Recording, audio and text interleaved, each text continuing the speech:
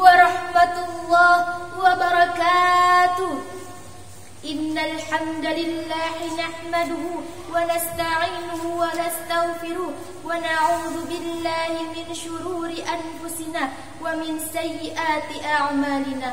May yahdihillahu fala mudilla lahu wa may yudlil fala hadiyalah. Ashhadu an la ilaha illallah wa ashhadu anna Muhammadan abduhu wa rasuluh la nabiyya ba'da, amma ba'd. Pertama-tama dan yang paling utama, marilah kita panjatkan puja dan puji syukur kehadirat Allah Subhanahu wa Ta'ala, yang mudah-mudahan atas nikmat dan karunia-Nya kita semua ada dalam lindungannya. Amin amin ya rabbal alamin. Salawat serta salam marilah kita curah limpahkan kepada Nabi besar, Habib tertinggi, yakni Habibana wa Nabiyana wa Rasulana Muhammad sallallahu alaihi wasallam, kepada keluarganya, para sahabatnya, tabi'in wal tabi'atnya, dan semoga sampai kepada kita selaku umatnya. Amin ya rabbal alamin. Dewan juri yang saya hormati serta hadirin wal hadirat rahimakumullah. Pada kesempatan kali ini izinkan saya menyampaikan sebuah pidato yang bertemakan penguatan akhlakul karimah. Al-Quran dan Al-Hadis sebagai pedoman hidup umat Islam yang menjelaskan baik buruknya suatu perbuatan manusia, sekaligus menjadi pola utama dalam menetapkan mana yang baik dan mana yang buruk. Akhlak yang baik dan akhlak yang buruk merupakan dua jenis tingkah laku yang berlawanan dan terpancar daripada dua sistem yang berbeda. Kedua-duanya memberi kesan secara langsung kepada kualitas individu dan masyarakat. Jika kualitas individu dan masyarakat menguasai nilai-nilai yang baik, maka akan melahirkan kualitas individu dan masyarakat yang sejahtera.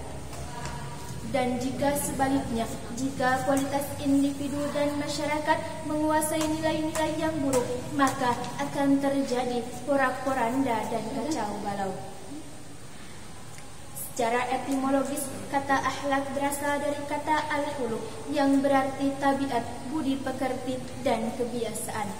Secara istilah, akhlak ialah sesuatu yang melekat pada jiwa manusia, yang daripadanya lah lahir perbuatan-perbuatan yang mudah tanpa proses pertimbangan ataupun penelitian. Akhlakul karimah adalah akhlak yang terpuji, yaitu suatu aturan atau norma yang berhubungan dengan manusia kepada Allah dan alam semesta.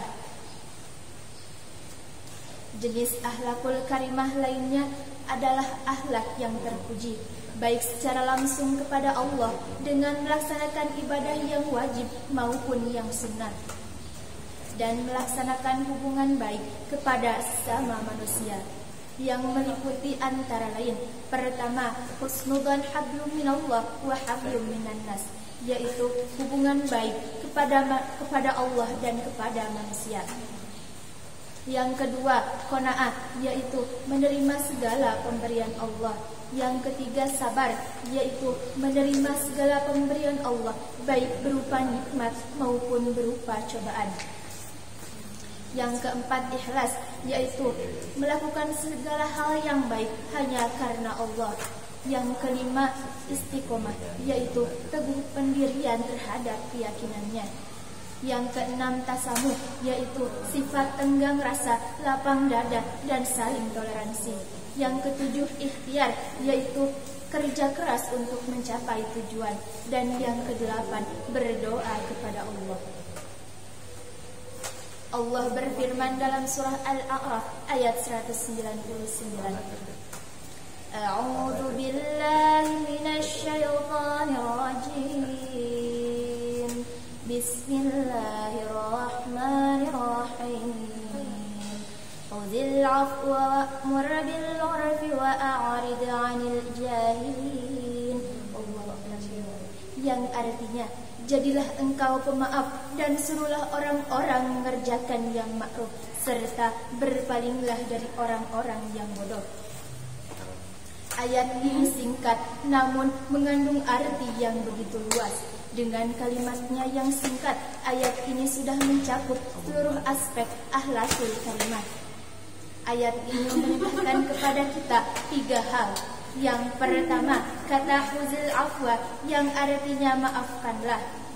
Ayat ini memerintahkan kepada kita untuk saling memaafkan kepada orang yang bersalah, menyambung tali silaturahmi kepada saudara yang memutuskannya, dan memperbaiki hubungan orang lain. Yang kedua, kata wa'mur bil urfi, yaitu yang artinya suruhlah orang-orang mengerjakan yang makruf.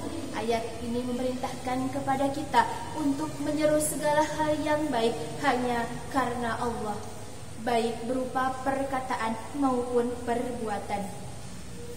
Dan yang ketiga, kata wa'arid anil jahilin, yang artinya berpalinglah dari orang-orang yang bodoh.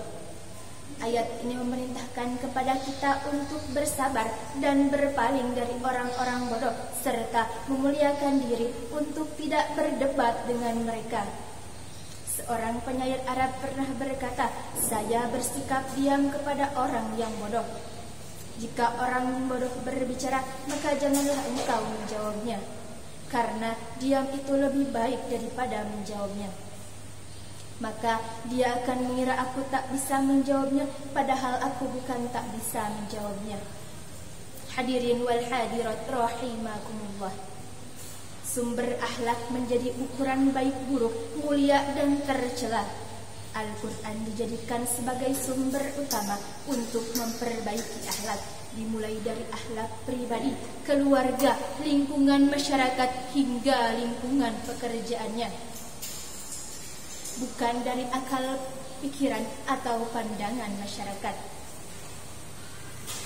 Al-Quran menerangkan tentang akhlak Rasulullah SAW sebagai suri tauladan yang baik bagi umat manusia.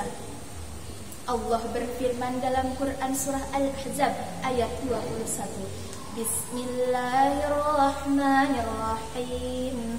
Laqad kana lakum fi Rasulillahi uswatun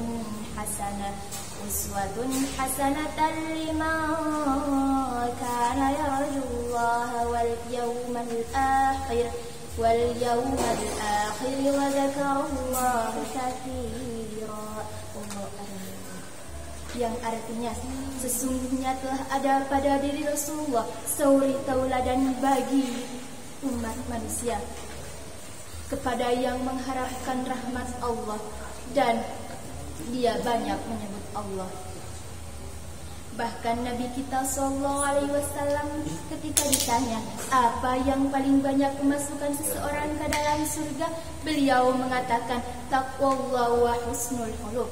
Bertakwalah kepada Allah dan berakhlaklah dengan akhlak yang baik. Hadirin wal hadirat rahimakumullah. Salah satu alasan diutusnya Nabi Muhammad oleh Allah tidak lain untuk membenahi akhlak-akhlak masyarakat pada masa itu.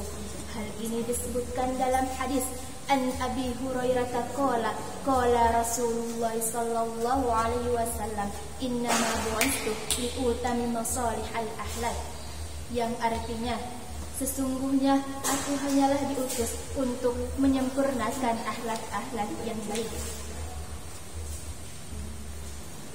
Akhlakul karimah adalah akhlak yang terpuji yang sumbernya dari Al-Quran dan As-Sunnah. Untuk menumbuhkan akhlakul karimah khususnya bagi generasi milenial, yang pertama menambah intensitas dalam melihat dan mendengar kajian-kajian sehingga dapat memunculkan nilai-nilai keislaman dalam dirinya.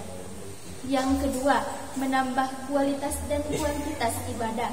Yang ketiga, memilah dan memilih komunitas yang bagus.